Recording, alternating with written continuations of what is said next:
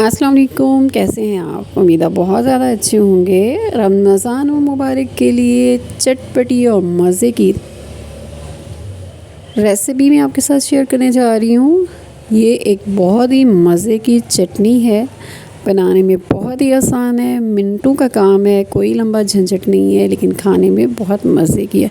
तो चलिए शुरू करते हैं। घर में ही मौजूद, किचन में मौजूद सफ़ेद सिरका 1 चम्मच, सोया सॉस 2 चम्मच, रेड चिली और इसके बाद सफ़ेद तिल।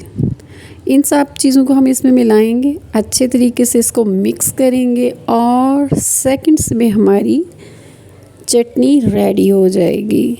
ये बहुत मज़े की रेसिपी है, बहुत मज़े की चटनी है। आप इसे समोसों पकौड़ों से लेके हर किसी चीज़ के साथ खा सकते हैं, मेहमानों के लिए सर्व कर सकते हैं। ये देखिए कितनी मज़े की लग रही है और कितनी कलरफुल और मज़ेदार। मेरे मुंह में पानी आ रहा है इसको देखते देखते।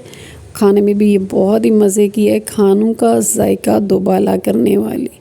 लीजिए जनाब, ट्राई करते हैं इसको। वाओ।